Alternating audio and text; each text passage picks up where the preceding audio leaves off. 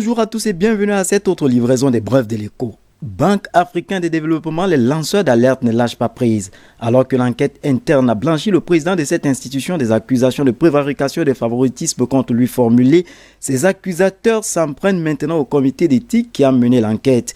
Ils doutent en fait de sa probité et réclament une enquête indépendante. Ces lanceurs d'alerte n'ont ainsi pas été convaincus par l'enquête interne, laquelle révélait lundi dernier disculpait le président Akinwumi Adesina, accusé depuis des mois par un groupe d'employés anonymes. Les griefs sont non fondés, non corroborés et non étayés selon le comité d'éthique. Mais les lanceurs d'alerte récusent le travail du comité qu'ils jugent entaché d'irrégularités et truffé de manipulations. Selon eux, cette instance interne n'a pas véritablement cherché à enquêter. Ils réclament désormais un travail indépendant. Voilà donc une affaire qui empoisonne l'ambiance à la BAD depuis des mois.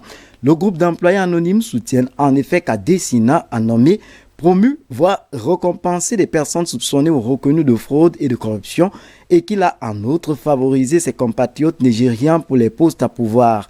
Il y a un mois, le mis en cause dénonçait les motivations politiques, mais sans plus de précision de la part des accusateurs. En guise de rappel, Adesina est candidat à sa propre succession en août prochain à la tête de la Banque africaine de développement.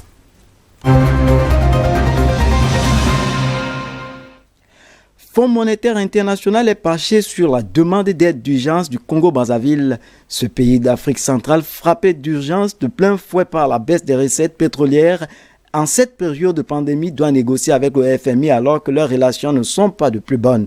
La demande d'aide introduite par Brazzaville auprès du FMI porterait sur 300 millions de dollars. Il y a quelques jours, le président Denis Sassou Nguesso s'est prononcé sur des négociations sans doute engagées.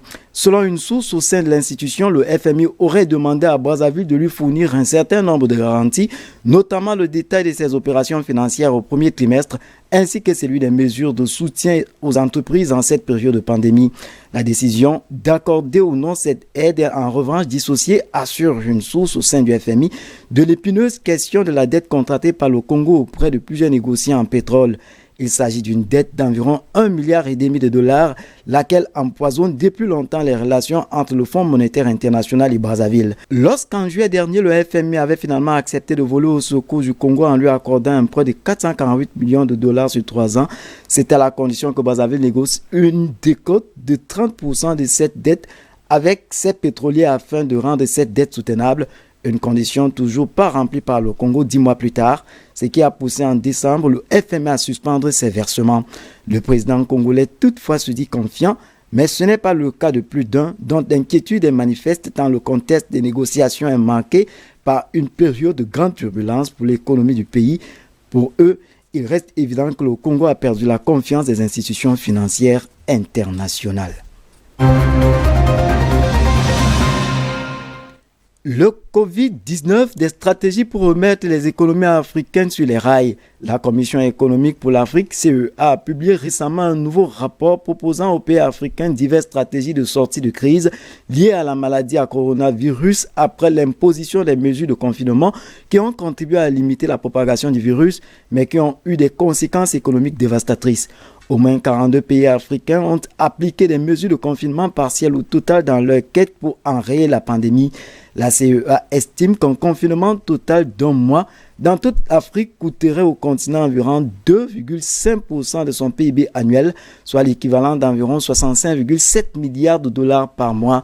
Ce chiffre est distinct et s'ajoute à l'impact externe plus large de la crise liée au Covid-19 sur l'Afrique qui résulte de la baisse des prix des produits de base et de flux d'investissement, la croissance sur le continent étant prévue à un taux global de 3,2%. Aujourd'hui, dans les meilleurs des cas, ce taux descendra de 1,8%. Dans le nouveau rapport intitulé Covid-19 Lockdown Exit Strategy for Africa, la CEA propose 16 stratégies de sortie qui assurent une activité économique durable, bien que réduite. Le rapport présente certaines des stratégies de sortie proposées et expérimentées dans le monde entier et décrit les risques encourus par les pays africains. D'après la CEA, parmi les questions les plus sensibles auxquelles sont confrontés les décideurs politiques figure l'impact des fermetures du Covid sur la sécurité alimentaire. La capacité hospitalière en Afrique est limitée, ce qui signifie que la capacité serait rapidement dépassée avec un impact certain sur le nombre de décès. Par ailleurs, Les entreprises interrogées par la CEA ont déclaré ne fonctionner qu'à 43% de leur capacité habituelle et 70% des habitants des bidonvilles déclarent manquer de repas ou mangent moins à cause de la pandémie. Le rapport note que les fermetures d'usines permettent de prévenir de graves vulnérabilités que de stress. La recherche de contact et l'assouplissement des restrictions peuvent être possibles pour les pays qui disposent de systèmes de santé publique suffisants et qui ont maîtrisé la transmission de la maladie, ont mis en place des mesures préventives, ont engagé et sensibilisé les populations et minimisé les risques pour les personnes vulnérables.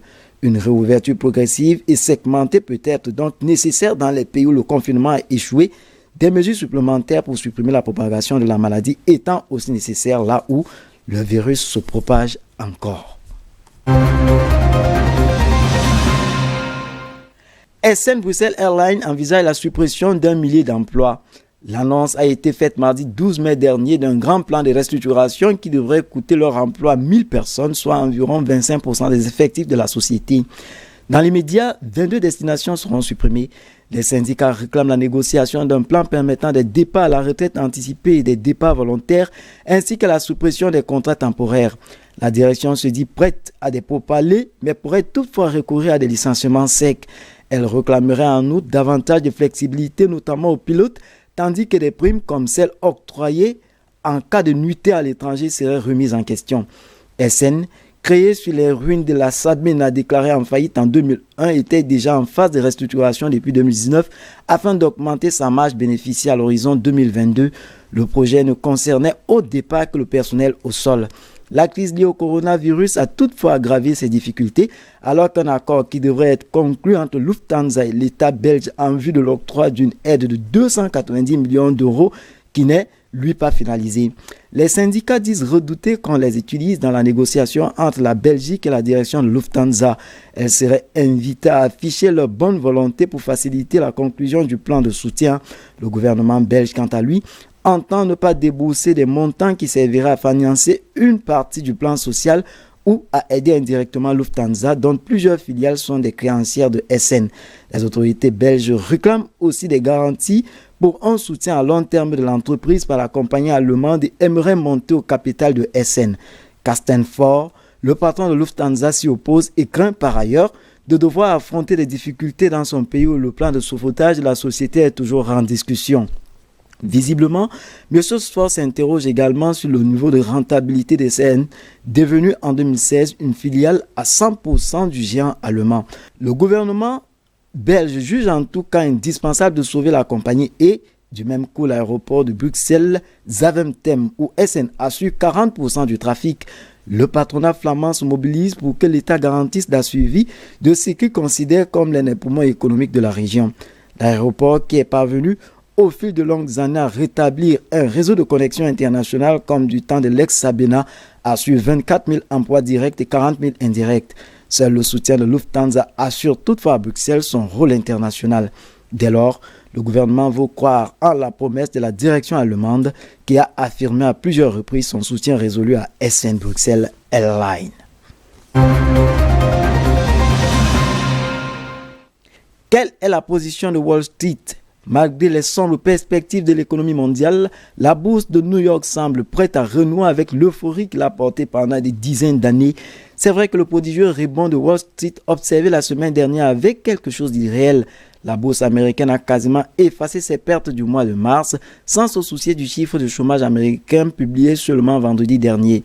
Il y a eu 25 millions de nouvelles inscriptions en quelques semaines, effaçant ainsi des années de patience pour la reconstruction du marché de l'emploi. Au début de la pandémie, la bourse a été entièrement suspendue à l'évolution de la maladie, piquant du nez chaque fois qu'une information confirmait la progression du virus. Maintenant que la pandémie commence à baisser en intensité, la bourse semble retrouver son optimisme naturel. En fait, il faut regarder les indices américains à la loupe pour voir que cette euphorie est relative. Les Google, Apple, Facebook, Amazon et Microsoft, devenus très utiles pendant le confinement, ont fortement progressé. En revanche, certains secteurs sortent essorés du confinement. Le secteur de l'industrie pétrolière, par exemple, reste orienté à la baisse. C'est en fait la thèse des réalistes qui rappelle que ces sociétés représentent 20% de la valeur des 500 premières entreprises aux côtés. Le moindre mouvement de leur action influence donc fortement la tendance de la bourse. Les visionnaires expliquent au contraire que les pétroliers ne pèsent plus que 3%, qu'ils appartiennent à l'économie du passé, qu'il faut regarder du côté de nouveaux poids lourds de la bourse pour prédire l'avenir. Toutes ces analyses sous-tendent des stratégies d'investisseurs qui espèrent faire des meilleurs placements grâce à cette crise. Pour cela, ils se pressent d'acheter pendant que les prix sont bas. Une deuxième vague de contagion peut se produire, c'est ce que rappellent tous les épidémiologistes. Et puis, si le coronavirus recule, nul ne sait encore quelle forme prendra la reprise économique, quelle sera son allure. Les analystes dissertent sur la courbe de la reprise en U, en V ou en L.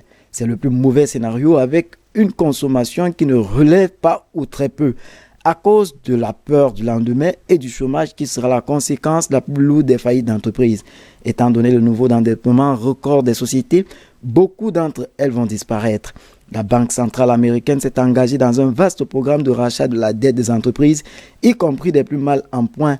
Ce programme démarre aujourd'hui. Voilà de quoi entretenir l'insouciance des marchés, mais aussi de quoi alimenter de nouvelles bulles financières. Voilà qui referme cet autre numéro. Prenons rendez-vous pour demain, même chaîne, même heure.